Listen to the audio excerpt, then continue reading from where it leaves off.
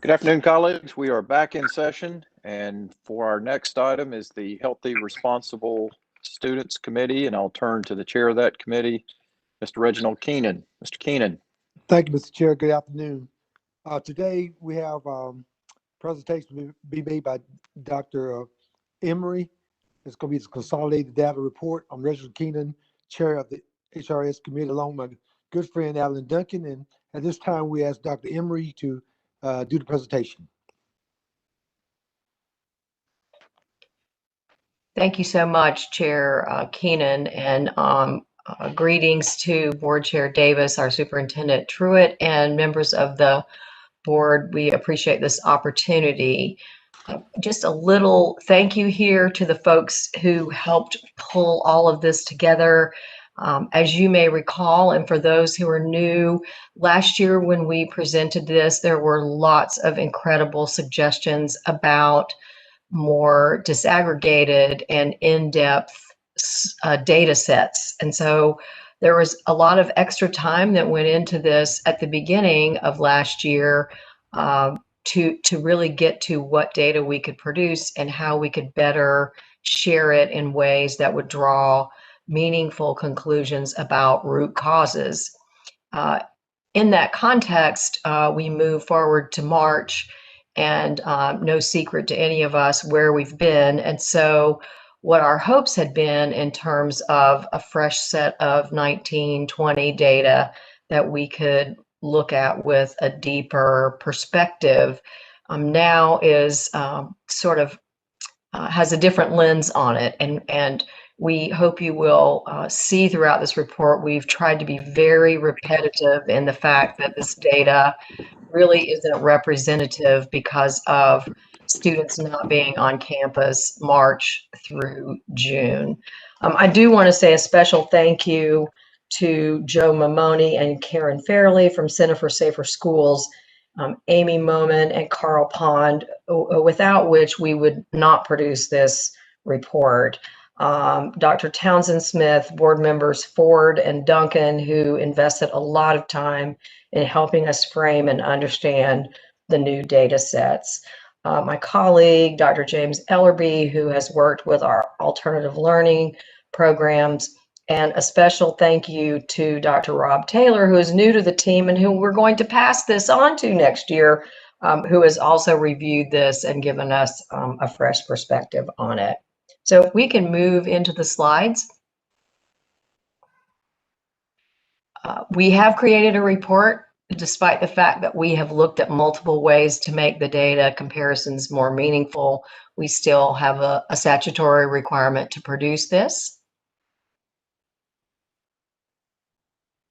We especially want to be sure we create connectivity here in looking at the strategic priorities and the goals, and might also add, as a result of this morning's discussion, just hopeful to connect the dots between the board goals and priorities and the fact that our standards and our inclusivity also have a direct correlation on the behaviors of all of the students that we serve in the state. All of these statistics or data sets are required by the statutory language. And you have a huge report and lots of slides here. And given the time constraints, our goal is not to go into great detail, to sort of hit the high points and then defer to questions you may have or requests that you have. I did want to lift up, and I will not read these to you, the additions. So folks who are new to the board table understand what is new about this report, in particular, the 5-year ability to look at trends and the disaggregation in terms of particularly suspensions and placement in alternative learning programs or schools.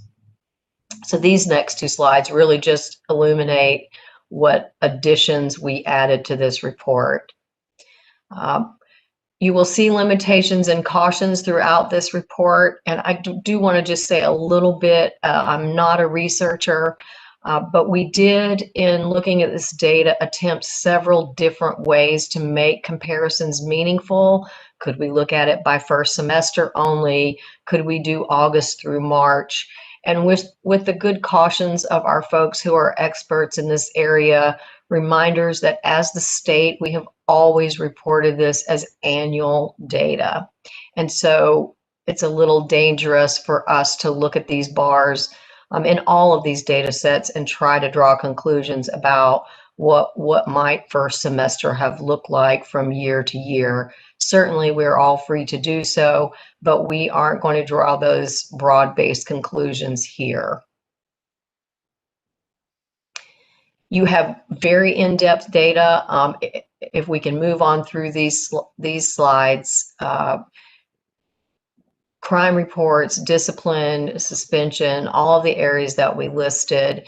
And our caution here is, as one might expect, all of these show decreases in 1920. And of course, the reasons are obvious for that.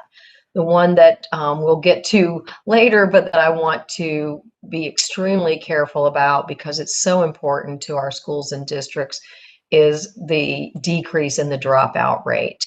And while we see that for 1920, because dropout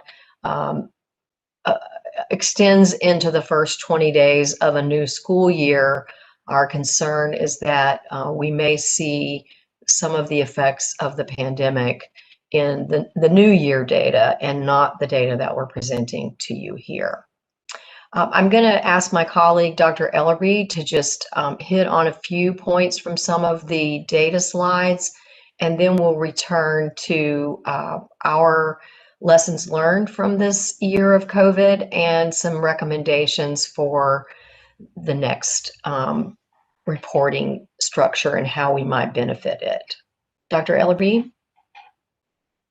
Dr. Emery, and good afternoon to everyone.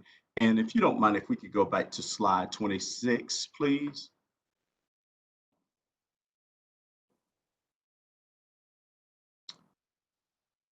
This data gives us the number of assignments of a half day or more and the number of assignments conveyed by subgroups in the in-school suspension during the 2019-20 school year.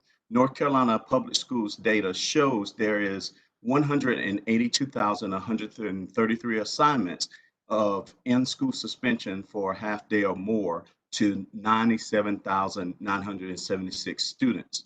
I repeat, just like Dr. Emery has already shared, the decreases in numbers that is not representative of the data sets because of the fact there was an absence of students on campus.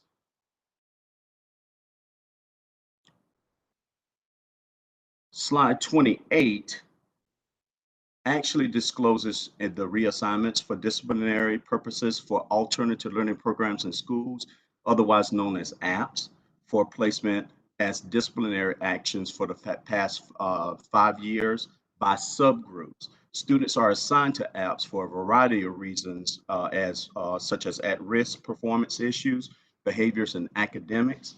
But in this data, schools reported 3,744 assignments for students with APS for disciplinary reason. Black students were assigned most often, followed by white and Hispanic. As a caution again, and a reminder to you that this year's data limitations is not representative and cannot be compared to previous years. Slide 30, please. Slides 30 through 32 represents the alternate learning program placements, which totaled 10,757 student placements for the 2019-20 school year. Moreover, these slides reveal the reasons for entry and the rate for placements by each subgroup. While the data reported within the section covers the full academic year, again, caution should be taken when making comparisons from previous years. Now I'd like to turn it back over to Dr. Emery on slide 32 to talk about the dropout rate.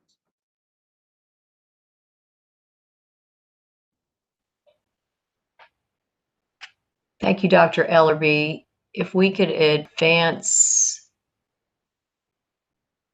Yes. So in a typical situation, we would be sharing balloons and excitement over this decrease that is represented here from 2.01 to 1.53, which would represent both a significant decrease and pretty historical drop in dropouts. I think there are a myriad of reasons that we understand from the field about how this happened, but we also want to be cautious in the fact that students were not on campus, and so ability to access remotely or to be counted will look differently given the fact that our campuses were not open for face-to-face instruction. And we can move on, Deanna, to the we wanted to share some ideas about how we could look at this and make it more meaningful with the current reality that next year's report will probably have the same lens on it in terms of the accuracy of representative data. And so we do have systems out there for early warning. The MTSS module has rolled out, and the work that we have done to integrate that into ECATS really does give us the opportunity to have the system in place for early warning, but also to train and support people in the field and how to use it to effectively intervene before these behaviors become numbers in this report. While we have always reported from the state, data has been annual.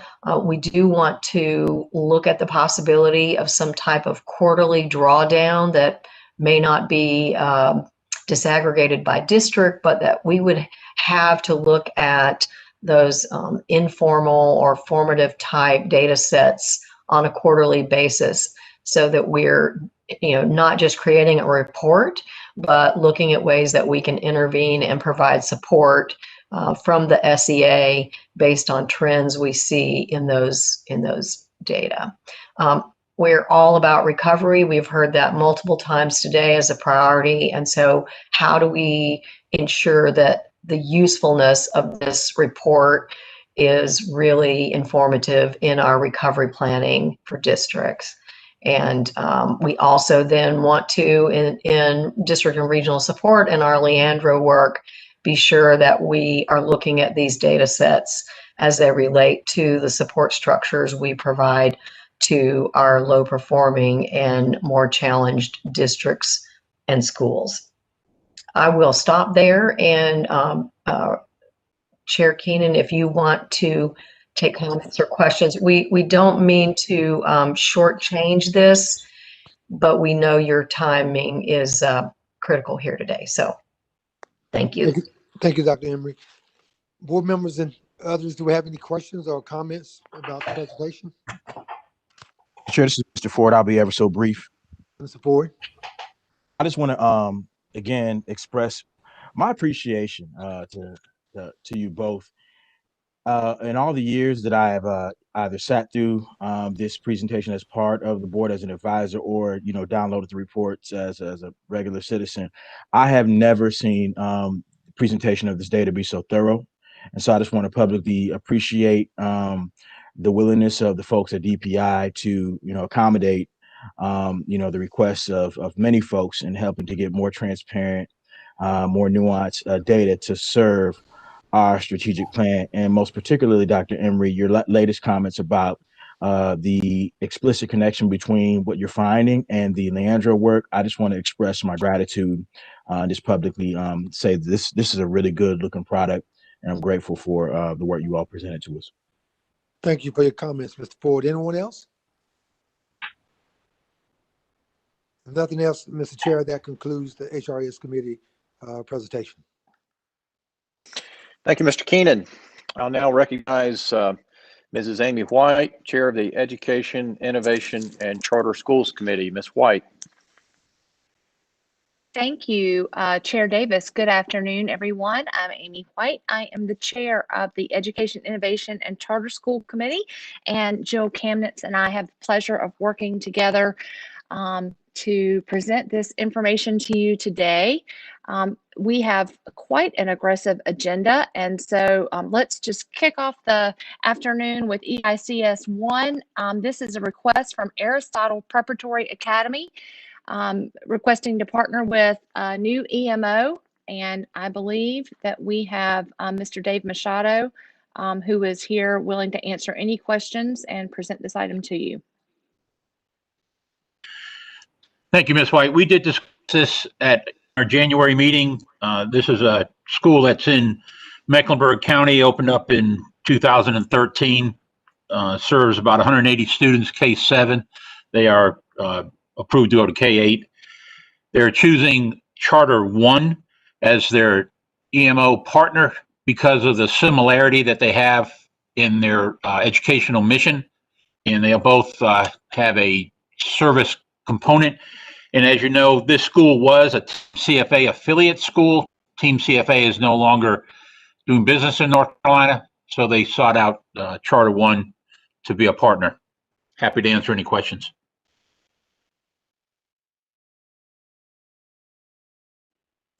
Any questions about this request from Aristotle Prep?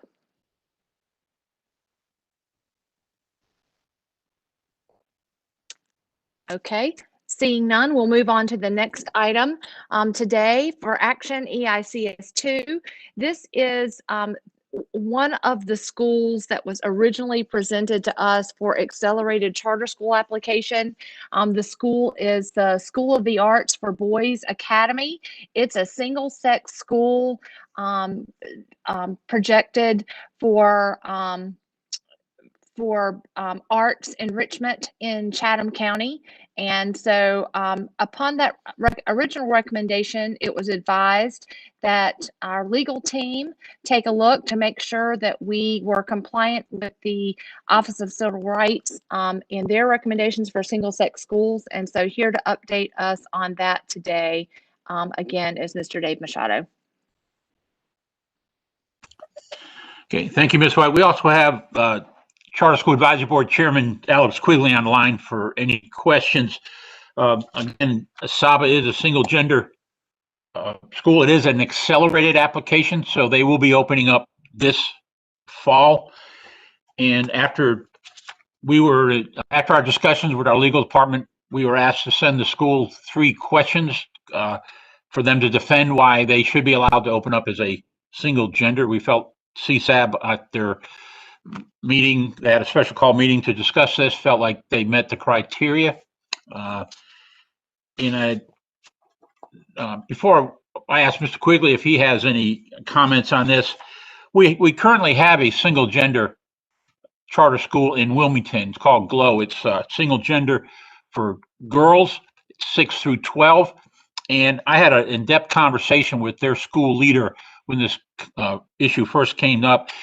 And he told me that the very first year of their existence, they applied for a federal grant. And part of that grant was they got approved for the grant, but then they had to defend why they are a single gender school. And they were able to do that by basically answering the same questions that we have asked SABA to answer. And they were given that grant. So we feel very comfortable that this could, that was a precedent for single gender schools in North Carolina. It is in North Carolina statute to allow it. So CSAB in our office is very comfortable with this application. Mr. Quigley, do you have anything to add? No, I think you covered it, Dave. I think the board felt that given their responses to the questions as well, that we already do have some single gender schools operated in North Carolina, and we felt comfortable moving forward.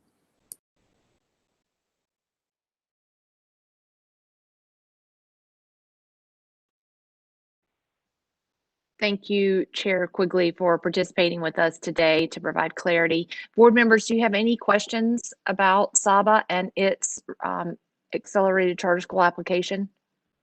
Vice Chair Duncan. Let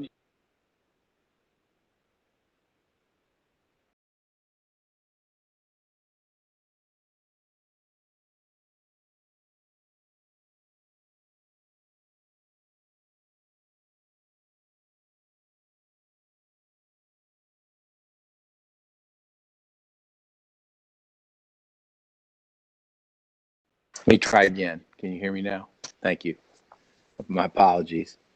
I in favor of this. Let me say at the outset, this application, and I think I had raised the consideration about making sure we followed the appropriate legal considerations from a federal level. Despite the comfort of a state statute, this actually can be a federal issue, and we need to make sure that we are abiding by that. So in the interest of due diligence only, so that the board, as it's asked to vote on this, could somebody quickly summarize what the three answers were to the question, so we will know that as we move forward?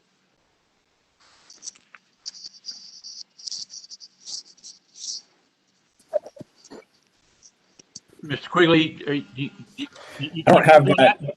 I don't have that in front of on my screen in front of me, Dave. But I don't. Is that not included in the attachment here?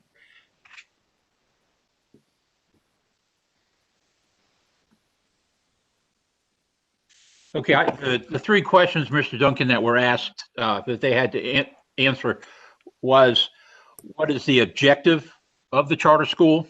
Number two, how is the charter school's decision to limit admissions to a single sex related to that objective? And what facts support the charter school's determination that limiting admission to a single sex will help achieve its objectives? And I believe they answered those questions, and it's in your on your e-board information.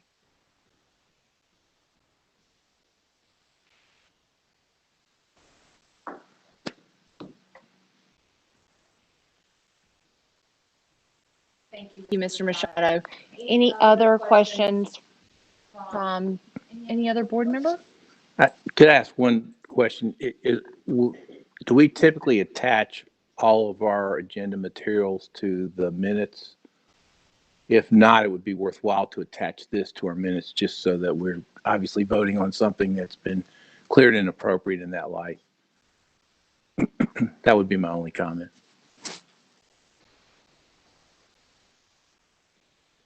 I concur. Okay.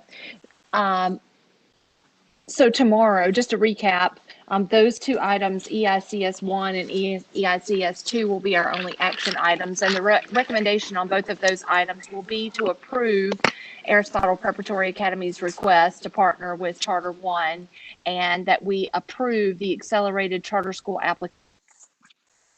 I think I might be gone too. You can still hear me? Well, means my earphones are dead. If you can hear me, I'll just keep talking. How about that? So EICS 2, the 2020 accelerated charter school application, will also receive a recommendation for approval from our committee. So our next item is EICS 3. I'm so excited about this presentation. It's an annual report that we have to present to the JELOC on the students in career and college promise and the evaluation of our cooperative innovative high schools. And we have Miss Sneha Shah Coltrane, which is going to lead this discussion. And the highlight will be that you are going to get to hear from two students and their experience with this program. Ms. Coltrane. Thank you so much, Ms. White. Good afternoon, everybody. Chairman Davis, Superintendent Truitt, and all of our board members and advisors. So I am Sneha Shah Coltrane, your Director of Advanced Learning and Gifted Education. And today we do have the absolute honor to bring to you information regarding career and college promise, as well as our cooperative innovative high schools. This is truly one of the most innovative and successful programs I think a lot of us in North Carolina believe and know and can see. And today's report, we're going to bring that to you. I also do want to invite Dr. Tipton Rogers, our Teacher of the Year, Maureen Stover, and our Principal of the Year, Matt Bristol Smith, all who have incredible experience with CCP and cooperative innovative high schools to not hesitate to share your thoughts and your comments. You all have more on the ground experience with this, and we would love any comments that you have as well. So today we are going to review with you the report. Those of you that have looked on, I'm sure all of you have looked on eBoard, but it is, as usual, comparable to maybe my master's thesis, about 80 pages or so, 70 to 80 pages of great data, as well, both qualitative and quantitative. One of the best parts of this is that a few years ago, we added success stories from the words of our own principals. And those two of those principals are here with us today, who are going to introduce you to incredible recent graduates of our North Carolina public schools. I will say that this report is a collaborative effort with all of the Joint Advisory Committee members, which includes both the community college system, the North Carolina independent colleges and universities, as well as the UNC system. Those boards and other management entities are looking at this report as well, and we will be submitting on all of our behalf. And so this is definitely a collaborative effort.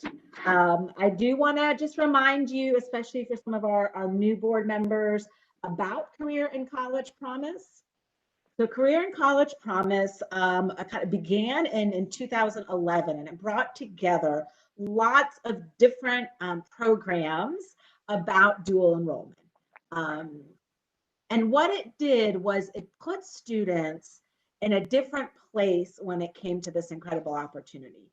Not just about a class here or there or randomly, but really put them on structured opportunities for our high school students, for our eligible high school students to dually enroll in higher ed institutions as well as our public high school. So that way they can really lead to a certificate, diploma, degree, and entry level job skills.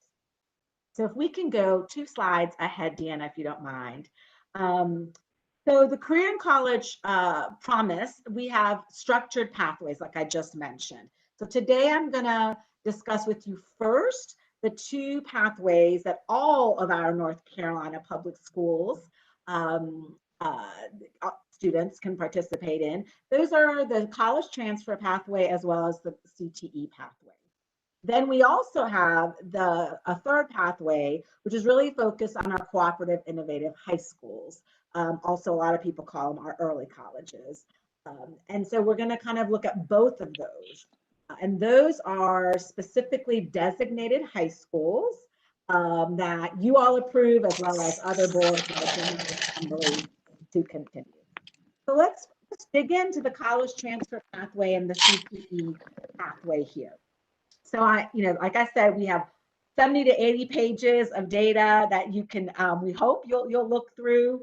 I have picked out some key pieces that I think will be super helpful. So one of the key pieces is that last year we did have, in 1920, of our graduates, 31% of all graduates enrolled in at least one dual enrollment course. And for the most part, an average of 6, but at least one during their high school years. That is just an incredible thing that we continue to see growth in. We had approximately 4% growth from the year prior and to last year. And we're just so thrilled that we're able to provide the structured opportunity and expand pre-K 12 to 20, which is really what we all know we want to do is graduate students with options, as my personal high school principal of my daughter always says, graduate with options. And so it's just wonderful that we see this happening, and we're reaching more and more students. We're reaching 4,000 more students than the previous year. And like I said, we had an average of 6 college courses. The other piece on the next slide, with your focus on equity and excellence, last year you asked me to take a further dig into the data, and so we started, and I hope you'll be pleased with this as well. So we continue to dig deeper, and we will, my team actually had a big data dive day yesterday, because we just believe there's so many stories and so much to learn from some of our numbers, and ask questions. And so I am pleased to report that we saw no decreases in our subgroup enrollment.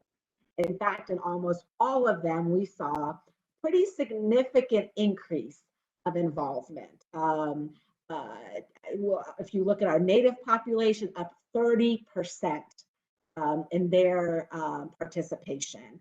We look at and that's an increase of 6%, excuse me. Our Asian population, another 6% gain. Our African American Black students, a 2% gain. Our Hispanics, 4% gain. Our two or more races, 3%, and our white, a 5%. But overall, we were seeing positive momentum, and that's what we want to see. And our team's work really looking at equity and excellence and broadening access and opportunities for our students. I'm so pleased that this program in particular has pretty remarkable equitable representation. Always more work to do, always more work to do. But I am pleased that we continue to see gains across all of our subgroups. This year we did stay about static with our Native Hawaiian and other Pacific Islander. And a lot of that, I think I actually looked into that, had something that also had to do with our enrollment numbers there in general. So pleased about that. So now let's kind of dig in overall with some more CCP numbers. Again, we did have the increase. We had, I know I mentioned the 31% increase of enrollment. We did have also increase of success, of pass rate, who actually earned the credit. And so I think that's always something else to participate. We did have a slight decrease on that. I do believe that has to do with COVID and some of our students who were not able to finish some of their courses before graduation. According to our community college partners and their data, which is more fully dug into in the report, our high school students continue to perform better at the community colleges than the typical older student population. And so that's something I think that is such a great celebration, to think of the partnerships between the colleges and the districts, the schools, the teachers, and the instructors, and how we're supporting our students with this incredible opportunity.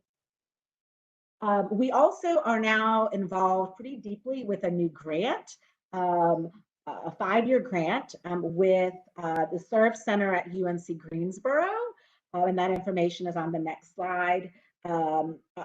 That's with the community college system as well. We all applied together. And this partnership grant is just kind of really gotten started. We're about in it a little bit over a year. And it really is formalizing a robust evaluation. Now, while my team and I bring you these 70 to 80 pages, we do not have the capacity of 30 statisticians to do some really in-depth analysis. So we look forward to their continued reporting out. They have an advisory panel that they keep working with. They have all of the data between us and the community college system and UNC to really do some robust analytics around the impact and about helping us evaluate this program. So we're super excited for that. We do have some initial kind of information from them in the report as well. And I sense by next year, they'll be ready to come and share.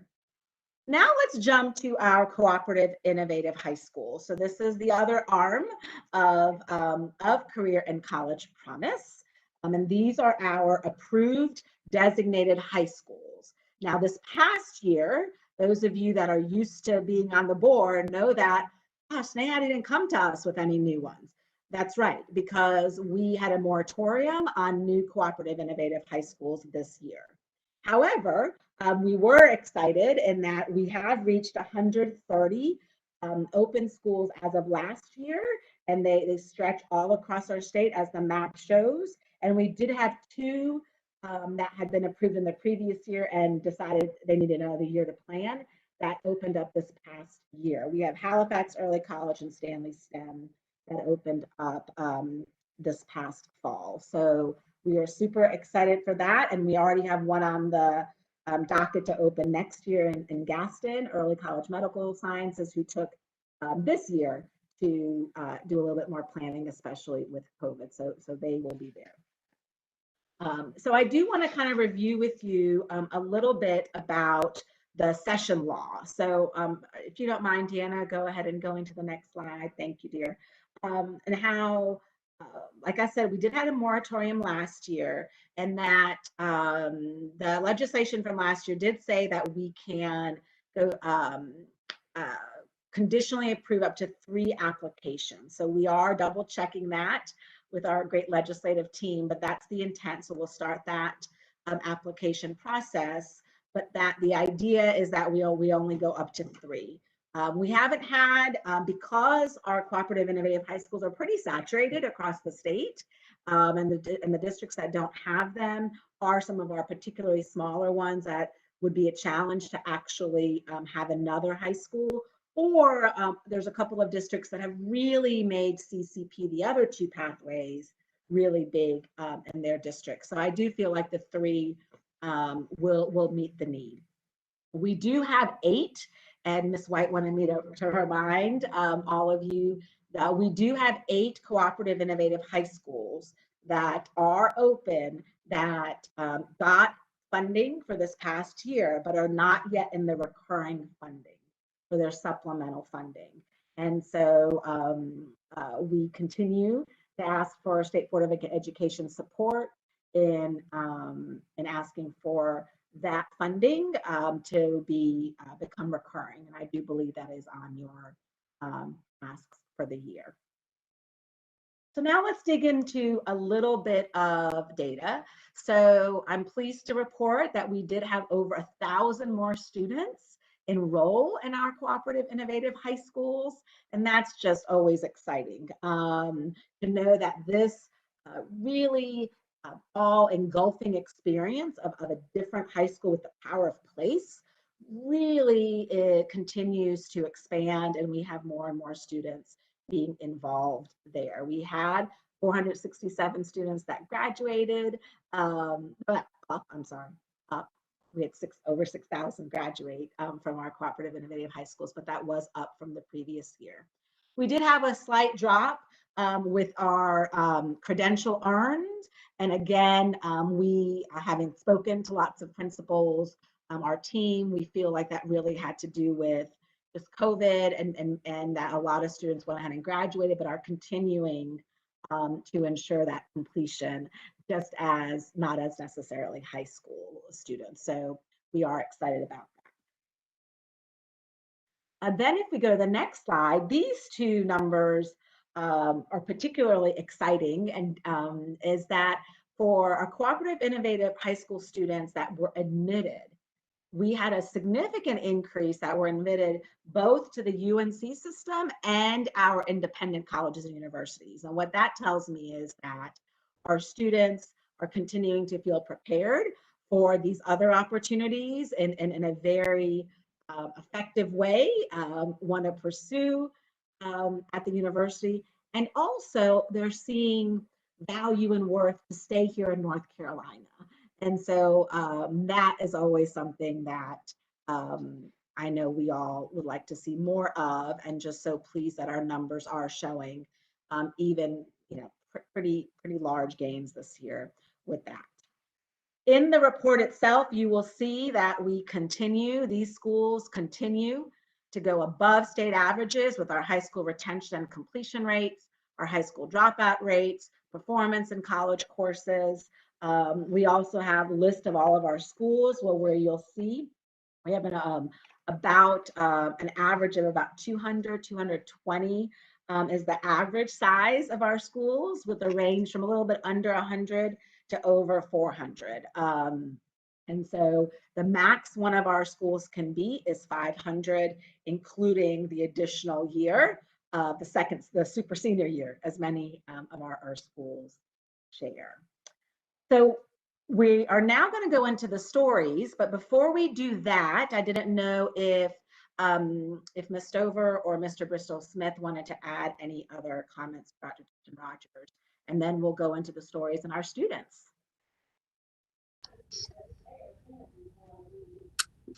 Sneha, you know I love talking about early colleges, so when you invite me to do so, listen, I think what I'd love to do is, Sneha, just say to the board, if you have not visited an early college, there's really nothing like stepping onto an IHE campus, finding high school students that are rubbing elbows with adult learners, and experiencing some of the energy. And, you know, as Sneha mentioned, there are 130 early colleges across our state, or cooperative innovative high schools, many of whom are early colleges. And everyone's a little different. But I can tell you that here in Edgecombe County, the partnership between the community college, the support we get from the agency, from our local school system, is making an impact for learners. And last year, I'm so pleased to report that 95% of our super seniors, that's what we call our fifth year students that graduated from us, they graduated with an associate's degree. And so these are 18 and 19-year-olds, most of whom are first generation college students who are graduating with a post-secondary degree, and teed up for making their next big step into life. So appreciative of the commitment of this board, the commitment of our legislature to continuing to provide this opportunity for our young people. Thank you, Sneha. Absolutely. So on that note, we will go ahead and introduce some of our young people here today. So the first student that is going to share comes from McDowell Academy for Innovation. So if we can please have Principal Tracy Woodman, please unmute herself and please introduce Evie, who is just going to make us all be so proud. Sneha, thank you. Superintendent Truitt, board members, all others in attendance, thank you so much for this opportunity today. My name is Tracy Whitman. I am the principal of McDowell Academy for Innovation. We are a newer early college in McDowell County, and we really pride ourselves on authentic and connected high school and college opportunities. That includes things like service learning, job shadowing, externships, and apprenticeships. And you will hear Evie tell her story about these experiences that she's had. So Evie is she is a much better speaker than I am, so I'm going to turn it over to Miss Evie. Thank you, Ms. Whitman, and I'd like to thank everybody for giving me the opportunity to speak today. I'm really excited and nervous about this, so I'll jump right into it. I'd like to give you all a little bit of background on me. I was homeschooled from preschool all the way up until the 10th grade. My parents found out about McDowell Academy for Innovation through the local paper. We attended an open house night, and they decided this would be a great opportunity for me. I jumped right in and started taking college classes immediately on the nursing pathway. My teachers and the staff at McDowell Academy for Innovation really stepped up and helped me transition from that homeschool environment to the public school environment. I felt support every step of the way. Later on during that year, I decided I wanted to explore different career options. I was inspired by a very dear friend of mine that had been in emergency management in the field for over 30 years. And I told my school about this, and I was actually invited to do not one but two internships with McDowell EMS, which was a great experience. And I'm very lucky because not many students get to have that opportunity. So 11th grade year, it was a year of exploration and new opportunities for me. And during that year, I was also able to obtain my CNA license, which would come in handy later on for me to fall back onto, as you'll see. 12th grade year was a year of challenges. Personal and family issues resulted in my actually being homeless in the fall semester. I had to jump around and find places to stay. I felt like a burden to a lot of people, but I'm thankful for the people that were there for me. I had a car but no driver's license. I was kind of thrown out there cold turkey on the road. I had to support myself 100% in every way. But I'm so thankful that my school was there and they were able to support me emotionally and academically. And they encouraged me to stay in school, and I kept my grades up. And if it wasn't for them, I may not have done that. I continued to be enrolled full-time in high school and college while working part-time as well. I began working as a CNA in January of 2020 at a local nursing home. And during that summer, I actually got a job at Mission Hospital in Asheville, North Carolina as a CNA on the trauma care unit, which I really enjoy. I started my 13th grade year, which is a year of independence for me. My college liaison and school counselor have worked continuously to organize my classes over 3 separate platforms, and I'm so grateful for that. I have been accepted into Western Carolina University, and I will be pursuing a bachelor's degree in emergency and disaster management. I actually have my own house now, and I'm focusing on finishing my associate's degree in emergency management. But none of this would have been possible without the support of my school and all of these opportunities that I had through McDowell Academy for Innovation. I'd like to thank you all for your time and for allowing me to speak today. It's been a pleasure. Evie, it is our pleasure to have you here to share your incredible story of determination and persistence and just incredible heart and mind. So thank you, Evie, for sharing your story. Now, what we would like to do is have our next student and our next principal, Principal Jennifer Sharp from Nash Rocky Mount Early College High School, who is here to share with us and introduce another incredible recent graduate from our Cooperative Innovative High Schools. Ms. Sharp? Good afternoon, everyone. Thank you so much for the opportunity to share this story, this wonderful story this afternoon. I wanted to lift up one name, Carrie Davis. She is the teacher listed on the previous slide. She was our super senior avid teacher for Miss Zanaya Kane's class, and she was the one that alerted me to Zanaya's story because Zanaya called her to celebrate with her and to share her success post-graduation. So I just wanted to recognize her very quickly. Zanaya Kane, what I would say is she's a force of nature. We so thoroughly enjoyed having her at the school, and I will read her bio. She's quite an impressive young lady. Zanaya Kane grew up in Battleboro, North Carolina, graduated from the Nash Rocky Mount Early College High School in 2019 with her Associate of Arts. She also had 2 industry certifications, one in business administration and one in budgeting and finance. Ms. Kane currently is a senior at North Carolina Central University, majoring in business administration with a concentration in financial analytics. As a student at NCCU, she is a writing consultant, supplemental instruction leader, and resident assistant. Along with her academic success, she has developed leadership positions at NCCU as a liaison for the LGBTQ+ Resource Center and the Director of Finance for the School of Business Dean's Advisory Council. All of these accomplishments have led to Ms. Kane being named a 2020 White House Initiative Historically Black College and University Competitiveness Scholar. Ultimately, after graduation, Ms. Kane has already secured a job as a financial analyst with Cisco. She hopes to become a leader in finance and give back to rural communities in North Carolina. And now, I give you Ms. Zanaya Kane. Thank you for the introduction, Ms. Sharp. It's great to be here today. I guess I'll jump right in. So my name is Zanaya Kane, and for me, I would say that Nash Early College stuck to its mission, which is to serve underserved generations. I entered early college as a first-generation college student, and one of my primary reasons for attending was that I wanted to become college ready. I feel as though a lot of people, they don't really understand what it means to be a first-generation college student. I entered kind of feeling like I was on my own because I didn't know how to go through the process, but it gave me real life experiences and support that I needed. It was kind of different from regular high school for me. I felt as though I wouldn't have received as much support, and not just support, but real life experience. ECHS gave me the confidence that I needed in tackling all the opportunities that I have. When I came to North Carolina Central University, I already knew how to stand out and how to succeed. Given that ECHS gave me specific expertise, such as problem solving, teamwork, communication, and especially leadership. As a university student, I love to be involved in my community, my school, and I'm also academically thriving. I felt as though at early college, there were so many opportunities to choose from that it allowed me to come here and already know what I wanted to do and how I wanted my professors and faculty at North Carolina Central to view me.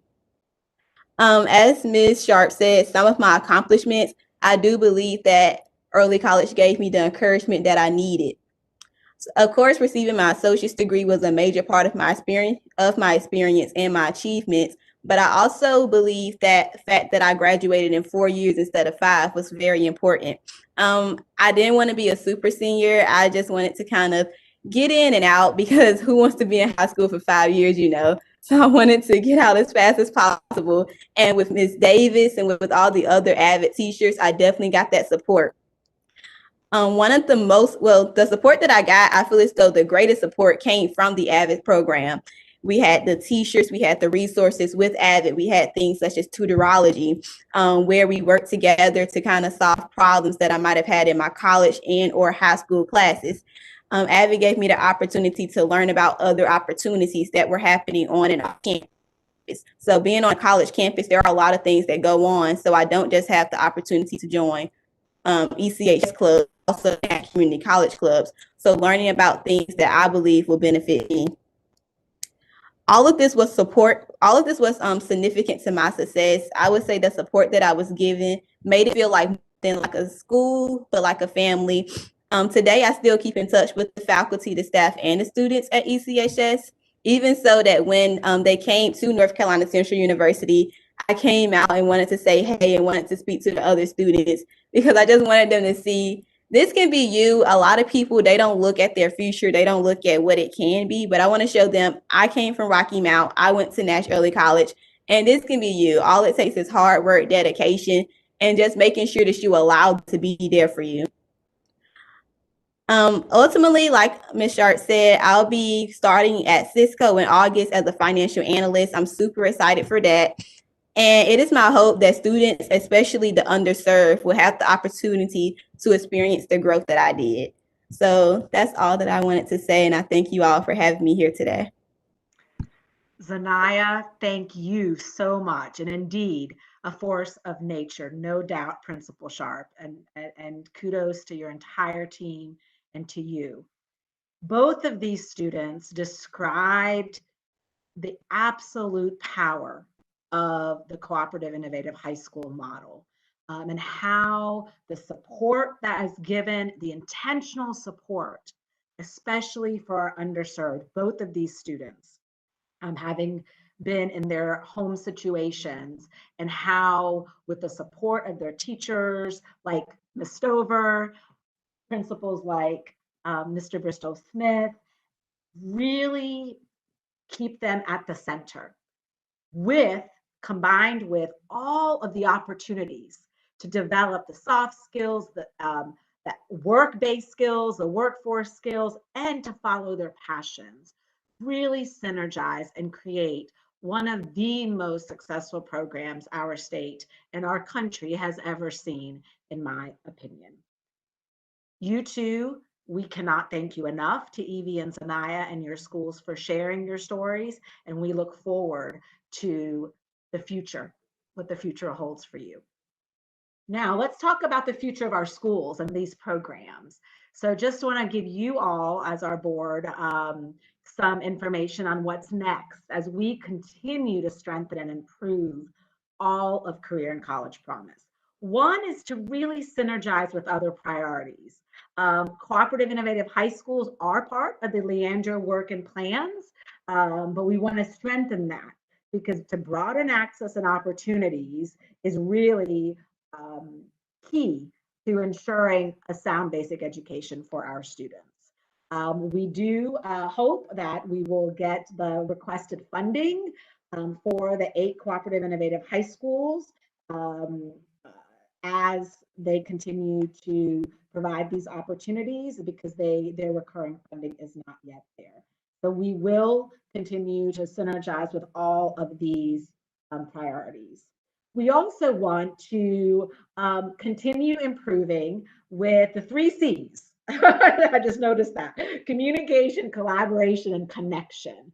We really, especially in these remote learning environments, it has highlighted some areas that, especially the CCP program, where the college transfer and the career and technical education pathways, we can strengthen some of our relationships and integration with post-secondary plans. And so we really want to continue working with our community college partners and post-secondary partners to strengthen all of their partnerships to ensure that we don't have students that are falling through the cracks. And so as a result, Trey, Michael, and I will be bringing to you later in the year some policy that we'll work with and align with our community college partners to look at some key pieces from cooperative innovative high schools that they have in place, like really strong MOUs. But for CCP, for the other pathways in CCP, we don't necessarily have. And so we really want to ensure some of the advising components that cooperative innovative high schools do so well. How can we learn from that and really help all of the other thousands of students that are in the other 20,000 or so quads courses, but students that are in through our regular traditional high schools.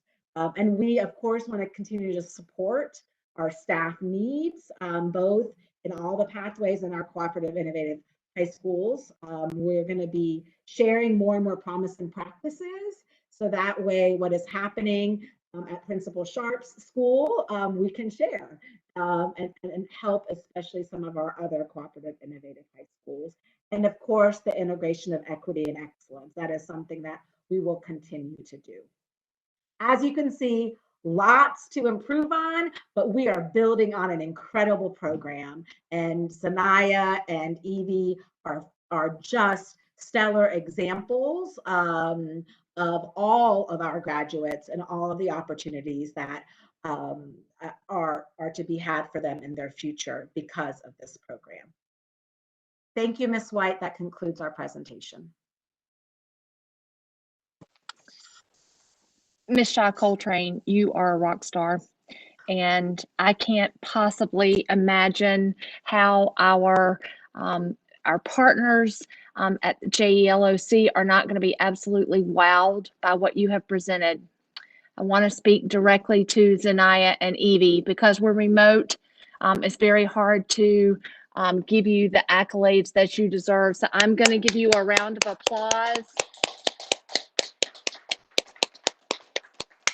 And just tell you how enormously proud we are of you, how we lift you up as examples of hard work, of determination, of commitment to excellence. And we are so excited to know that your futures have been set in place by the work that you've done and the opportunities that have been afforded you through this dynamic program available to the students of North Carolina. Before I turn it over to questions for any of my colleagues, I want to highlight two things that Sneha mentioned. One is there are 8 community cooperative innovative high schools that had funding for this year, but they are not funded for next year.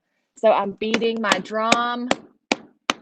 We want to make sure that they have the funding to continue this great work. I hear somebody else beating as well. Thank you. And then I also want to reemphasize something that we mentioned in committee, and that is a lot of times when we talk about the concept of a sound basic education, I think for those of us who don't work in the realm of K-12 public education, when you hear that, you automatically think K-5. And it's about early literacy and getting students on grade level for reading and math. But this initiative is absolutely, I think Dr. Bev Emery said that it's tier 7 in our plan for Leandro. This is our continued commitment towards excellence and equity for all students, that they would be competitive global citizens. And so just commend the work that's been done. I'll be quiet. Anybody else have comments or it's hard to not contain my excitement over this. Ms. White, I love it. Yes, ma'am. Ms. Yes. Stover wanted to quickly add to the presentation. I apologize. I didn't see her. If she can please add a few comments. That's no Yes, problem. Ms. Stover. Thank you so much, Ms. White and Sneha. And thanks to the kids who are on today. Evie and Zanaya, you guys did a fantastic job and really represented the CIHS program so well. So thank you so much for sharing your stories. One thing I wanted to make sure that everyone on the board and anyone who's listening from home knows is that many times there's a misconception that our CIHS schools are for the smartest kids. And that's not the case at all. They are for every kid. I would argue we have the hardest working kids for sure. But there is nothing, you don't have to have straight A's in middle school. You don't have to get 5s on your EOGs. We need kids that are dedicated to working hard. And really what I tell parents when they ask me about the program is if your student is chronically absent, they're going to struggle. If they come to school every day, we can work magic with them. So that's really the most important thing to us, is that they have really good attendance, because if they're in our classrooms, we can help them and we can work magic with them. I also wanted to point out that in addition to the community college schools, we also have several early colleges that are located on 4-year college campuses. And I had the privilege to teach at one of those schools, Cumberland International Early College High School, which is located on the Fayetteville State University campus. So our students were going to 4-year college classes with college professors, doing college level work with other college students. And it's really incredible to see those kids when they come in as freshmen. Nearly all the kids in our school are first generation to go to college. They're not even sure what college is, and they don't really know if that's what they want to do in their future. And to see them graduate from our program 4 years later with 60 credit hours toward their bachelor's degree. Many of our students will stay on at FSU and are funded through a no debt-free scholarship, meaning that they graduate at 20 years old with a bachelor's degree and no student loans. We had one of our students who graduated in the class of 2018. She is an extraordinary young woman. She went through the program at Fayetteville State University, graduated when she was 20, and is the youngest student in the history of NC Central to be enrolled in their law school program. She will actually finish law school before she is old enough to take the bar. And those are the types of kids that we have going through these programs. But any kid in North Carolina has that potential. And so I love to see some of the lessons and some of the strategies that we have embedded into our CIHS programs. If we could get those into our traditional high schools, I feel like this kind of program can really benefit every single kid who is sitting in a seat in a classroom today in North Carolina. Thank you.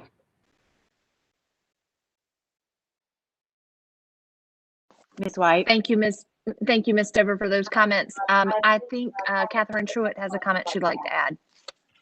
Yeah, thank you, Ms. White. Thank you, Sneha Shah Coltrane, for this incredible presentation and for the incredibly positive comments from Matt Bristow-Smith and Maureen Stover. This is incredibly exciting to hear. And what I love most is about these stories and about these students is the innovation that is the common thread across what we're hearing. One request that I have that I think may go a long way in ensuring that funding continues for our cooperative and innovative high schools is if we could get data on the second semester as well as second year persistence levels of our graduates once they go on to a 4-year college experience. Because we know that we've got really high college going rates in our state, but that doesn't equate to persistence from the first semester to the next semester or the second semester to the second year of college. And so, Sneha, I'm not sure if we're able to dig down and a thumbs up. Okay, great. I think that would be incredible data to share with the General Assembly. Ms. Truitt, Superintendent Truitt, I'll be happy to talk with our IHE partners. We actually have a meeting on Monday to really look at how to continue to strengthen our data set to share the stories and look at this idea. We do track the persistence within the high schools, but definitely post, we can definitely work with our partners on that. That would be awesome. Thank you so much. Superintendent Truitt and Ms. Shaw Coltrane, this is Matt Bristow-Smith again. Could I add one other data ask to that? Would it be possible to also provide comparative data on the completion rate of regular community college students that enter degree-seeking programs at community colleges, so that we could have that as a data point to see how the effectiveness of early college programs or CIHS programs compares to the persistence of traditional students going through their degree earning associate's degree programs at community colleges. I think that would be an interesting data point to have. Happy to try to work on that as well. And this is Amy White. Before I turn to Ms. Kamnitz, who has a question, one more question. Is there any way that we can capture, much like charter schools do, if there are wait lists for students who are seeking seats, who qualify for seats in our cooperative innovatives across the state? I think that speaks to demand and program expansion. Is there any way we can capture that data as well? We can, Ms. White, but we did add this year the average enrollment. And so our average enrollment is nowhere at capacity as a state, but we can look at seeing if there are any other data that would be helpful for that. That'd be great. Thank you. And then Ms. Kamnitz, I recognize you.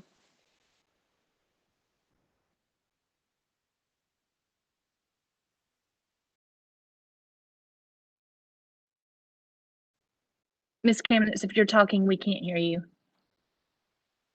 Forgot again. I just want to say that that was such a joyful presentation, and it's such good news and such wonderful programs. And I will echo Ms. Shaw Coltrane. I felt the same joy when I visited the local early college here, and speaking with the students and the teachers. It's a great experience. So I encourage everyone who hasn't done that to make sure you get out into your local early college program. I do want to say, Ms. Shaw Coltrane, you and I have had some conversations in the past about some of the unanticipated problems that as the program has gone on that have arisen, and I am really pleased to hear that there is going to be some focus on continuing to make the program better and solve some of those problems. So that was music to my ears. Thank you. Absolutely, Ms. Kamnitz, and we had planned on working that last year. I know you and I, and then COVID happened, so I do apologize for the lateness of that.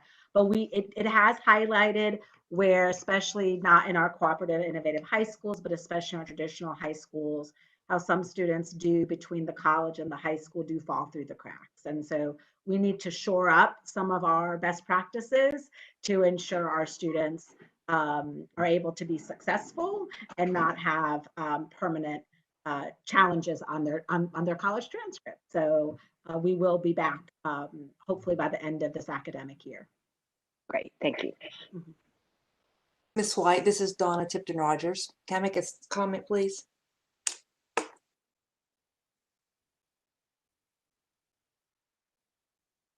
Yes, Donna. Okay, great, thank you.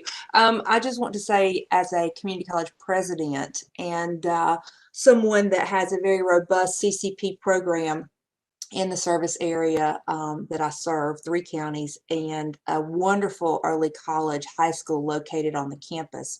I can't say enough about the partnership that goes into making these opportunities successful for our students. And I know that I'm speaking across the state. We have quite a bit of information as far as transfer goes, and I'm sure that we can share any and all information from a community college standpoint to be sure we get that data available. So thank you. Thanks for all you do. Okay, any further questions on this one? This is a discussion item, so as you review this information, feel free to reach out to Ms. Shaw Coltrane and her team to gather any more additional information that you might like. It'll be back before us for action next month. Let's move to EICS 4. This is again a report to the General Assembly on our virtual charter schools. And on this item, I'm switching in between. I believe we have Ms. Ashley Beccaro that's going to present the information. These are the virtual charter schools and the impact of increased student enrollment. Ms. Beccaro? All right, thank you, Ms. White. This is an interim report required by legislation that was passed last September. in response to the pandemic. The legislation included sections regarding virtual charter school enrollment. As you know, there are 2 virtual charter schools currently operating in the state. We have North Carolina Cyber Academy and North Carolina Virtual Academy, both of which operate under a pilot program. And this legislation had an allowance for both of these schools to increase enrollment during this school year only. It allowed North Carolina Cyber Academy to increase its enrollment by up to 1,000 students, and North Carolina Virtual Academy to increase up to 2,800 students. This enrollment allowance was given for this year only. However, if the schools chose to use this allowance, they were required to give enrollment priority to those students next year, the 2021 school year. This report is reporting on the impact of that increase in student enrollment, and it's a required report that will also happen in November of 2021. So I'm going to begin with North Carolina Cyber Academy. In month 3 of this school year, North Carolina Cyber Academy enrolled 2,441 students. The school's current cap is 2,592 students. Therefore, the school did not enroll any students pursuant to this expansion allowance, and we therefore have no data to report. The school's second semester began at the end of January, and they expect to enroll around 70 students over the cap, and that data will be presented to this board in November. For North Carolina Virtual Academy, they currently have a cap of 2,945 students, and they enrolled 411 students. This report refers to those students as expansion students, being that they were allowed to be enrolled due to this expansion legislation. The school has concluded its enrollment for this school year, so they do not anticipate enrolling any further students. The data provided within this report is looking at those 411 students that enrolled in Virtual Academy over the cap. So if we look first at the grade levels, we see that the school was very strategic in deciding which grade levels to enroll in. They decided to enroll in 4 grades for which they had students applying, but for which they could also hire and train highly qualified teachers. So we see that they enrolled kindergarten, 1st grade, 2nd grade, and 6th grade. And if we look at the percentages, it's about a quarter for each of those 4 grade levels, about 25%. If we look at gender, it's almost split even with a few more female students, but nearly a 50% split. Looking at the previous school types, the students overwhelmingly enrolled from traditional public schools. That was followed by students that had not been in school, so probably most of our kindergarten students that you see in this data, followed by charter and home schools, and then private school students. The ethnic and racial data for the students is also provided. The majority of students, 44%, classify as African American, followed by 38% of students that identified as white, 8% Hispanic, and then the remaining students in the smaller demographic groups. When we look at special programs, you will see that over 50% of these 411 students qualified for economically disadvantaged status. 12% are exceptional children. And then there are a handful of students that either qualify as a 504 student, an English language learner, or McKinney-Vento. We've also included the district of residences for these students. And as you can see with this long list of counties, there is a wide representation of North Carolinians in this data. And finally, academic data. North Carolina Virtual Academy uses the NWEA MAP assessment. And for those assessments, it places students in 4 different categories. So you can have advanced, proficient, basic, below basic, based on a national percentile ranking. And as you can see very clearly here with the graphic, the older students, the 6th grade cohort, faced the most challenges academically based on their testing, and the younger students came in quite advanced.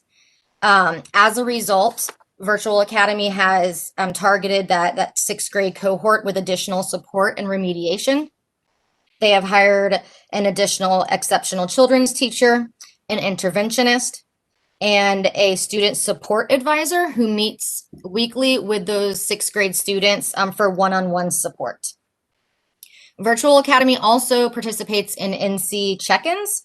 However, this expansion was not passed until September, so at that time, the NC check-in 1 had already taken place, but these students will participate in the second NC check-in taking place in February. And then for the withdrawal data, 18 of the 411 students have withdrawn. It's 4.3 of the students, and of the 18, 12 have returned to their home school as those schools reopened for in-person learning. In summary, this is the data of what we're terming expansion students, but the students that were allowed to enroll over the cap this year due to the pandemic. And while NC Cyber did not enroll any this past semester, North Carolina Virtual Academy was very strategic in choosing how many and which students to enroll.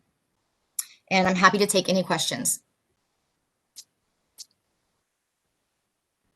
Ms. Becerra, thank you for that presentation. Board members, what questions do you have about this incredibly well prepared set of data that we have to review about the students who were allowed the opportunity to do year-long virtual learning through one of these 2 options?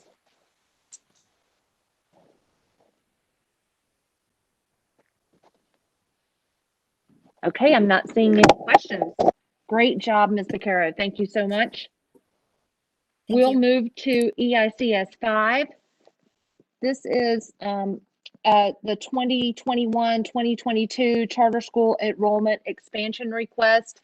There are 3 schools requesting this information, and Shining Rock Classical Academy, Moore Montessori, and I can't see on my screen what the third one is, but I'll turn it over to Mr. Machado to review this data with us. Okay. Thank you again, Ms. White. Per General Assembly statute, a charter school can grow up to 30% of its enrollment if it is not low performing. Anything over that 30% is considered a material change that must be approved by the State Board of Ed. So we have 3 schools before you right now. The very first one is Shining Rock Classical Academy. It's located in Haywood County, opened up in 2016.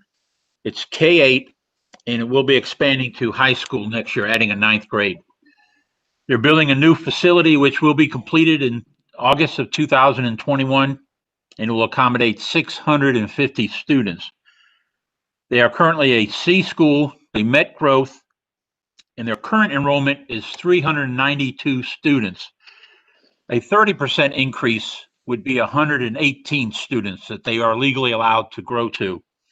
They are requesting an increase of 50%, which is 196 students.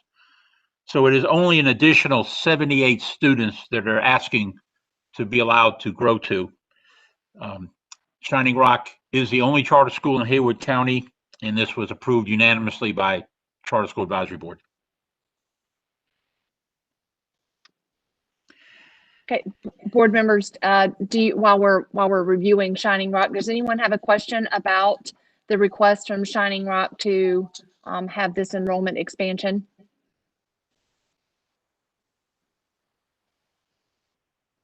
Okay, I'm not seeing any questions. Mr. Machado, let's move to Moore Montessori. Okay, Moore County Montessori Community School is located obviously in Moore County. It opened up in 2018. It is their charter is for K6, and they're currently at the K4 stage right now. They had no school grade for 2018-19 because they were only K2, and obviously no data last year because of COVID. They are in a facility project currently to move into a new building. They currently have 143 students. So a 30% increase would be 43 students. They're asking to expand to 77 students, which is a 53.8% increase. So again, they're only increasing 34 students above the allowable amount. They do have a wait list that supports this growth. Okay, hearing the information about more Montessori, is there a question about this particular enrollment increase? Thank you, Mr. Machado. We'll cover our third one, which is Unity Classical Charter School. Okay, Unity Classical did not meet one of the criteria where they could expand because they did not come within 10% of their projected enrollment. And that is due to, we feel, COVID issues and being in a very small building. But they do meet the threshold where you can approve them per statute if the request increase within a reasonable margin of the threshold necessary to support the requested material revision. And number two, the charter school has secured financing for its proposed capital expansion, which they have secured financing, and they are in the process of building that building. This charter school is located in Mecklenburg County in the Steel Creek area, which is an extremely fast-growing area of Mecklenburg County. It opened in 2017, K2. They are currently K5, and they are approved for K8 in their charter, and they do plan to go in at a high school as they get to that point. They are a C school and exceeded growth.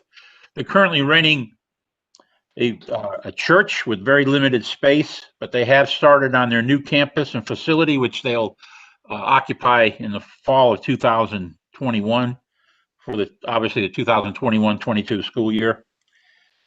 Their 30% increase would be 319 students.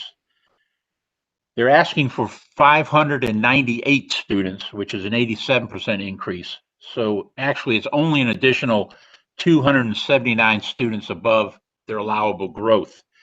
Again, they have secured financing for this project. And if you look at the budget, their numbers are pretty close as far as making ends meet with their projected budget.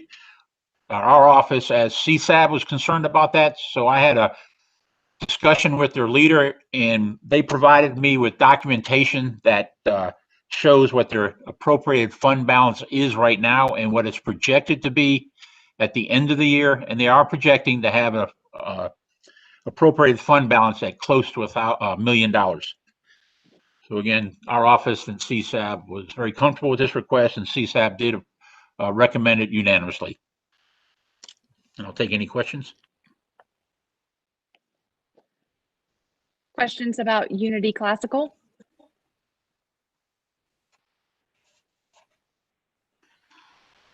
Seeing none, Mr. Machado, thanks for the information. Board members, again, this is a discussion item. As if upon review of this information you have additional questions, please don't hesitate to reach out.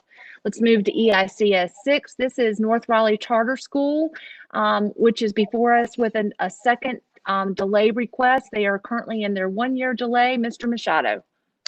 Thank you. Yes, they are going to be located in Wake County, and as Ms. White said, they are currently in their 1-year delay. They have identified a location and have the piece of property under contract. They're purchasing adjacent property from a church that is in the area. The church owns the property, and they're going to be buying the adjacent property. Their plan was they were going to use the church facility as their temporary location for next year. Due to COVID, the church is not allowing any external people into the church, and not even allowing their congregation into the building. So them being able to use that church as a temporary location all of a sudden did not become available. Again, they have a sales agreement that will be executed once the second year delay is approved. When they open up in 2022, they'll be K6 with 615 students. The following year, they'll be K7 with 690 students. And then the following year, there'll be K8 at 765 students, and that's where they will max out as a K8. So our office and CSAB felt like this was a very legitimate reason for asking for a second year delay, and CSAB did vote on that unanimously. Thank you, Mr. Machado. Board members, do you have any questions about North Raleigh and the reason for its request for a second year of delay? Okay, let's move to EICS 7, Triangle Math and Science High School's request to relocate. Mr. Machado. Okay. This school is located in Cary in Wake County. It opened up in 2012. It is a K-12 school with 823 students. It is an A school, and they have found property 13 acres, 9.3 miles from their original campus that they want to move their high school to. So again, 9.3 miles. If it's over that 5-mile threshold, State Board of Education must approve this relocation amendment, and they are going to move their high school to this spot. So they're not adding any additional students; they'll just be moving their high school to it. And this move will take place, if approved, in the 2022-23 academic year. Okay, thank you for that summary. Questions?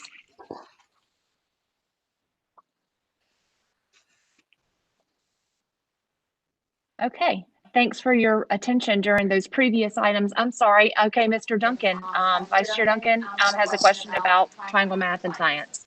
Thank you. There was a letter from the Wake County School Board and Superintendent about this particular move, which appeared in part to have a misapprehension. It sounded like the comment was to the effect that it was developing a second school as opposed to moving from one location to another. At least it's appeared to be some misunderstanding.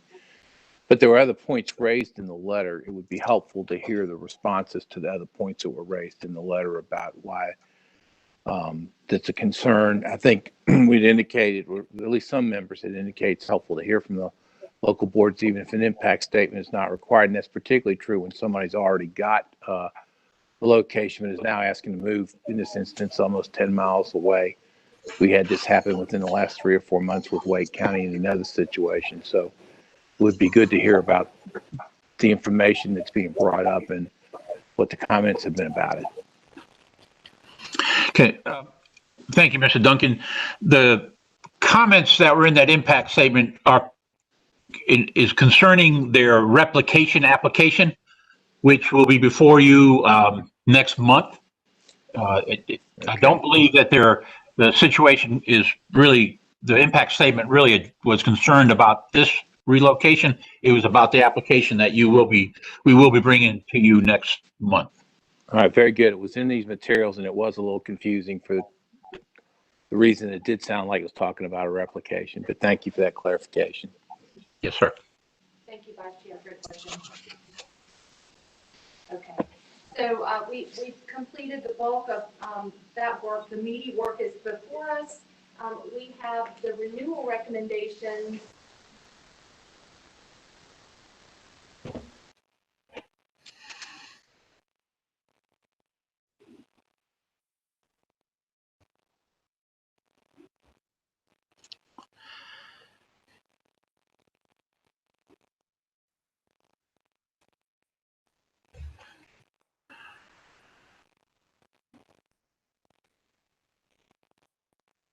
I think we've lost Ms. White. Would you like me to move into the renewal discussion and wait for Ms. White to get back on?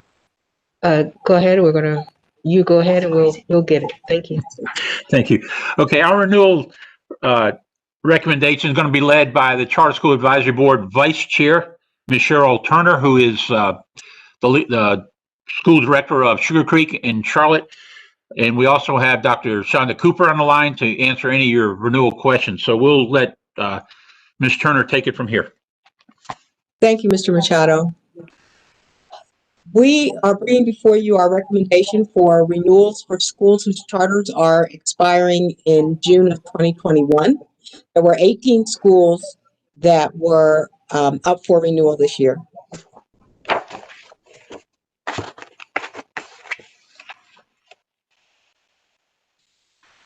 So there's legislation that identifies conditions under which a school must receive a 10-year charter. On this list, there were 8 of these schools that were recommended for 10, were all what we call automatic. They met all the requirements for a 10 under the legislation. After that, we generally go into, we have a rubric that we use as guidance. We had 2 schools, the conversation came up about whether or not we wanted to penalize schools because there was no data from last year due to COVID.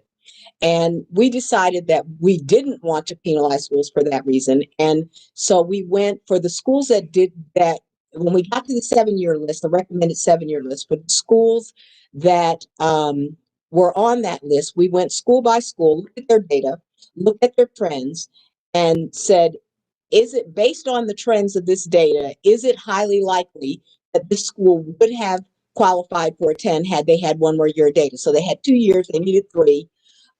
Would they have, is it highly likely? We had 2 schools on that list that that we felt based on their data would have qualified for a 10 had they had a 3rd year of data. Those schools were Healthy Start and Union Preparatory Academy at Indian Trail. So based on that data, we recommended those 2 as well for 10 years. That left 1 school on the 7-year list, and that was Central Wake High School, which is one of the alternative high schools. Their data was very similar to the other 2 alternative high schools, which are in Mecklenburg County, that came up last year, and they were given 7-year renewals. And so we felt like because their data was very similar that we would go with the 7-year, and they fell into the 7-year rubric. Consequently, the recommendation for Central Wake is the 7-year. When we got to the next set of schools, there were a set of schools that fit in the rubric for 5 years, and then there were 4 schools that fit in the rubric for 3 years. And the conversation came up that because the renewal process is a 2-year process, would we be penalizing schools if we gave them 3 years of renewal when we knew that a year from now they're going to come back up and start the renewal process? They would have had a year of data that didn't exist at all because of COVID. They'd have had this year's data if we test, which won't be terribly reliable. And so wouldn't we really just be looking at the data, pretty much the data we already had, to make a decision? So we made the decision to recommend 5-year renewals for those schools, as well as the schools that fit into the 5-year renewal, to give the schools a chance to have 3 years of post-COVID data before they were up for renewal. The 4 schools that were originally on the 3-year list that we moved to the 5 were Iredale Charter, Girls Leadership Academy, Coastal Preparatory Academy, and Success Institute. Those are our recommendations for renewal, and I can answer any questions about the process or about the data. Let me see. Can you hear me now? Excellent. Technology, seriously.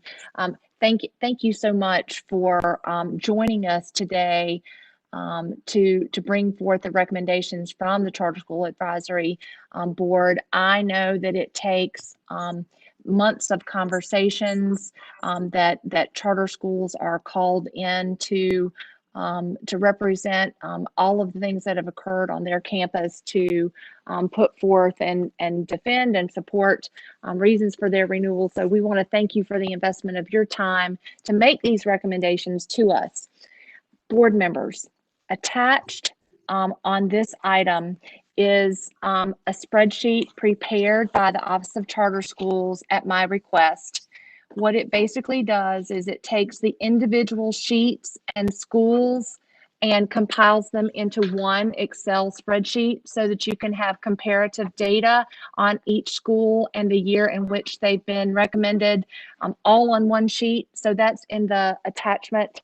And in Dr. Townsend Smith, she asked me, did I want to see it? And I said no. And so now she's the queen and has put that up for you. But the showing on the screen for those that are on eBoard right now, you can see that. That might help you better assimilate that information and do your own investigation based on the metrics and the data that are used. Questions from individual board members about any particular school. Again, this is a discussion item, so you have a chance to sort of peruse this, evaluate before we vote next month. Questions from board members?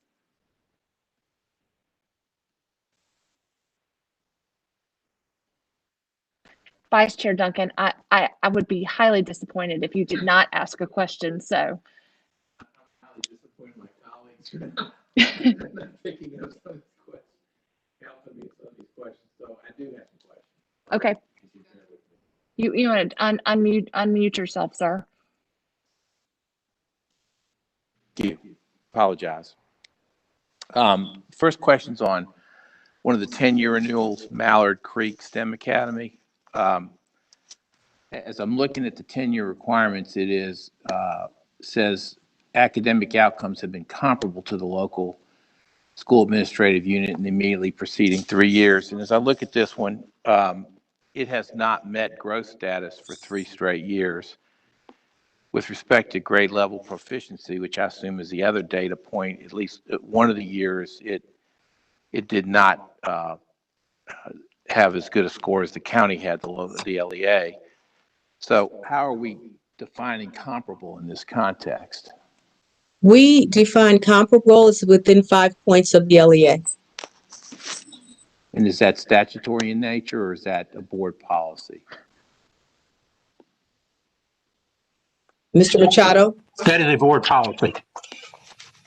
All right. Do we take into account the growth performance at all? Or do we just look at the proficiency number within 5 points, just so I've got the field of play here? We just look at the proficiency. We don't look at the growth due to, we'd have to look at the growth of the entire LEA, which might not be a true reflection of, say, what the schools were in that area. So statute only requires proficiency. All right, well, I appreciate that information. I'm just going to express hesitancy about giving a 10-year renewal to a school that hasn't met growth in 3 years. It's just, if you believe it's required under the law and board policy, then I appreciate the recommendation and understand that that's very helpful to provide that information. I have several questions on the 5-year placements.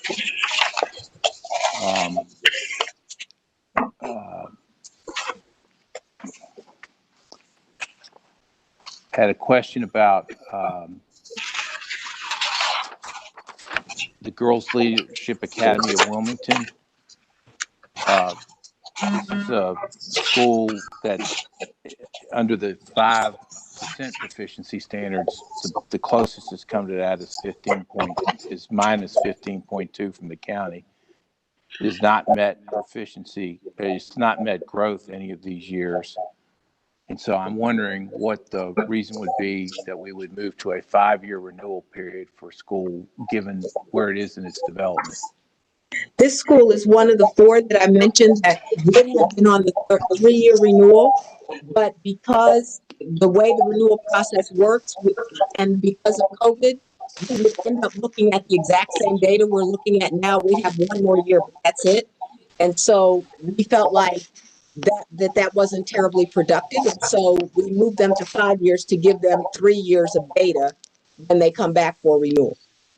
It's not necessary. We didn't necessarily think that they fit in 3 years. The decision to move them was strictly about the process and the amount of data that would be available if we put them in a 3-year. If we if we feel like they meet the qualifications for renewal at all, why would they meet a 5-year renewal as opposed to a 3-year renewal? They didn't meet the requirements for a 5-year renewal. They actually met the requirements for a 3-year renewal. We just were thinking that if we put them in a 3-year renewal, we will look at them again before they have any data, before they have data more than we already have right now. So that we wouldn't be able to tell where they were. It would be where they were 3 years ago. But as I'm looking at the 3-year renewal, the 3-year renewal, it would be academic outcomes have been comparable to the local school administration unit at least 1 year or met growth 2 years out of the immediately preceding 3 years. And for the 3-year renewal, it hasn't done either of those things, according to the data we've been provided. So I'm wondering, I just really need some help in understanding the justification for this recommendation. In all honesty, the thinking was we don't want to penalize schools because of COVID. And if we gave them less than 5 years, they would come back with they would not have had an opportunity to show that they had improved. That we would still be looking at the data we had been looking at. It would have had no opportunity to show improvement, and that was penalizing them for COVID. I understand the thought process to take into account COVID as part of this issue, but giving that courtesy, but recognizing that in the 3 years of data we have, they haven't met the standards that would be required for a 3-year renewal. I would ask what thought has been given in something less than a 5-year renewal, if any. And I say that because the data is pretty striking here. If we look at what the performance requirements are, it's not really close. Well, I guess I hope it will be soon. I guess I probably should mention that part of the discussion and something we asked to make sure was in the minutes is that we are not in any way suggesting that we think these 4 schools are doing well and that we are happy with the data that we have on them. We understand that this data is insufficient and unacceptable. What we were wrestling with is to give them an opportunity. What do we need to do to give them an opportunity to show they can do better? And because they are low performing schools, they still have to come before us every year, twice a year anyway. And we can at any point recommend a charter to close if we see as the years go on that they're really not getting any better. But to put them in a situation where they don't even have an opportunity to bring us any data that's any better just didn't seem like a very good idea to us at the time. Okay, well, along those lines of thought, then just trying to think this through, is there a way, if you did a 3-year renewal, for example, for this school, when would the first year be? Would it be the next school year, or would you be counting this school year? It would be, the first year of the new charter would be next school year. All right, so if it was a 3-year renewal instead of a 5-year renewal, the school would have been in existence by that point 5 years, 2 of them COVID affected, obviously, and we would take that into account. But then would have 3 years to generate some data after starting next year, and hopefully we're in a place where our students, I'm keeping my fingers crossed when I say this, our students are all back together in school. Is that not a better course in terms of sending a message of what our expectations are consistent with the guidelines that are set out? That's my question. And I don't mean to put you on the spot to have to answer that. I just think it's something for us to have to think through with you. And Mr. Duncan, this is Dave Michaud. If I can just give you a little background. This school is a 6th through 10th grade right now. It is their prime mission is to serve the underserved in New Hanover County. So they have an extremely large EDS population. It's first generation. They will be first generation college students. So they, not using the demographics as an excuse, so don't misunderstand me, but they are, their mission is to serve the underserved. And also the renewal process is a 2-year process. We start the year before this cohort. We actually started collecting data and making our visits last year, and then the data we get, obviously we don't get it. We didn't get this year. We would not have gotten this year's data until October. So we are working 1 year behind with data anyway. So if we were to give these schools a 3-year, even though that's where they fell, we would be starting this renewal process the year after next. And as Ms. Turner said, we don't feel like we would have any new or accurate data to really on. So that's why CSAC decided on a 5-year. All right. Well, this has been helpful. Union Day School, I would raise the same question. So to save time, I assume the answers will be the same as you provided. Our Dallas Charter School would be another school that would fit that same mold. And Coastal Carolina would also fit that same mold. So I won't have you repeat those things, but I will say I have concerns about those. Looking at a 5-year renewal. The last one that I think I have a question about is Concord Lake STEAM Academy. I believe it meets the criteria for a 3-year renewal, but I really have a question about. Actually, I think it meets the criteria.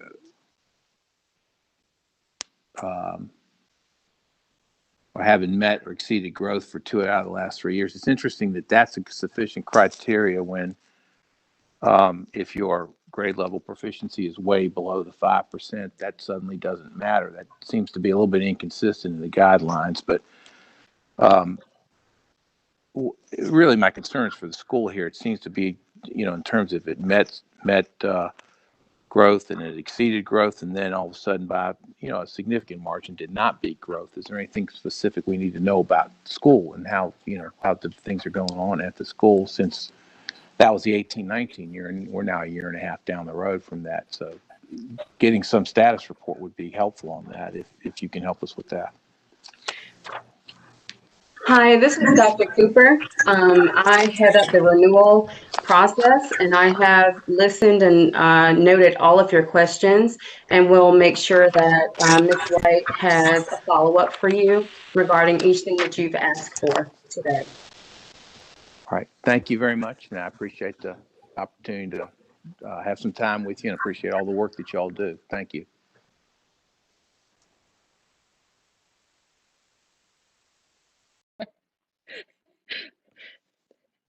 Dr. Cooper, thank you so much for your work on that, and also on your work on putting together that spreadsheet for all of us. It's an incredibly useful tool. The color coding and the work that you put into that is incredibly appreciated. Are there any other board members that want to ask a question about a particular school that's been proposed for recommendation for renewal for the end of 2021?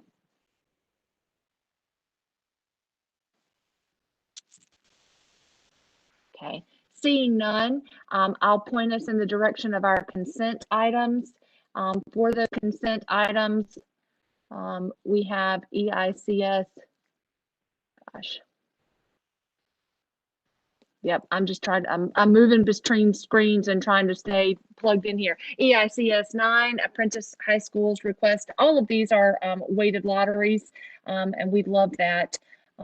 Using those funds that have been granted to us through federal programs to increase opportunities for underserved students to have access to quality school choice in the state of North Carolina. So EICS 9 is Apprentice High School's request to implement a weighted school lottery. Summit Creek is EICS 10, also requesting a weighted lottery. EICS 11, the arts-based school with a weighted lottery, and EICS 12, Lake Lure Classical. Mr. Machado, do you have a highlight for any of those that we should pay particular attention to? Thank you, Ms. White. Other than that, all 4 of these are in cohort 2 of the NC Access grant. So that is a requirement for them to receive funds, but we're very happy that they have applied for this grant, have been granted it, and that they are following up with a weighted lottery. That's all. Yes, sir. So these items are for consent, and Mr. Chair, that concludes the work of the Education, Innovation, and Charter School Committee for the day.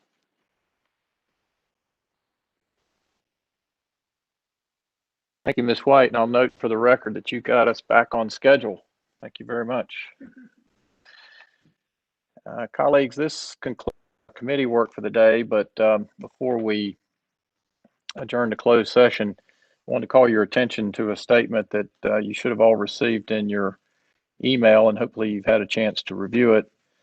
It was drafted by our council and reviewed by myself and Mr. Duncan and Superintendent Truitt in light of the comments that at this morning's session around SLA 1. I plan to read that statement unless any board member has an objection.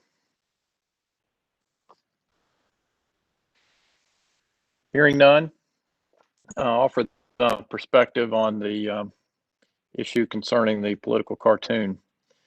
As a State Board of Education, we've been involved in very important and substantive discussions regarding the revised state standards for teaching social studies in our schools. The discussions have included passionate comments by many of the members of and advisors to the State Board. They reflect various diverse positions on some of the most challenging issues of our times. The comments made and positions taken by the public officials on the board have been made as good faith expressions about what the speakers believe is in the best interest of the students we serve and represent. We acknowledge and respect the right of free speech under our federal and state constitutions. However, the members of the State Board of Education wish to express our dismay about and extreme disagreement with the depiction in a recently published cartoon of some of our members as being associated with the KKK. This information is absolutely inaccurate and unfair to the individuals involved. Political disagreements are fair game. Personal and unfounded attacks such as this are out of bounds in the context of civil discourse and disagreement. The robust and civil discussion of issues before us is an essential and healthy ingredient of our democracy. Individuals in public service should not be the target of personal, unfounded attacks for expressing their views. Such attacks serve to undermine our form of government and intimidate public servants from speaking honestly.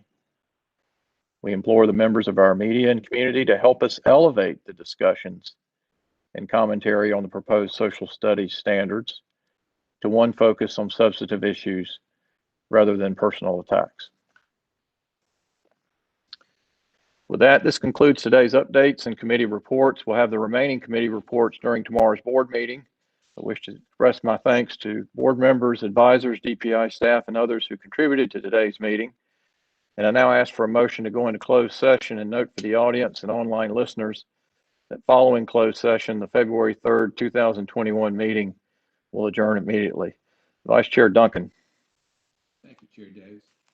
I move that we go into closed session pursuant to North Carolina General Statute Section 143-318.11 A1, 3, and 6.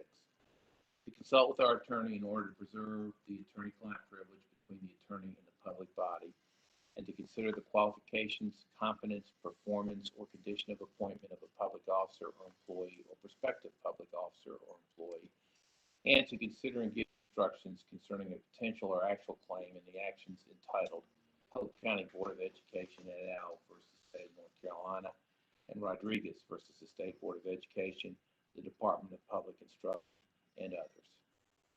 Motion by Vice Chair Duncan. Is there a second?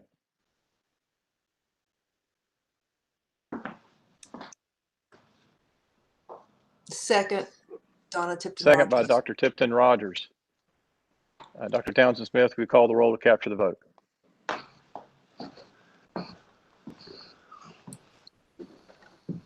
Dr. Oxendine, Yes. Ms. Camnett, Yes. Mr. Keenan, Yes.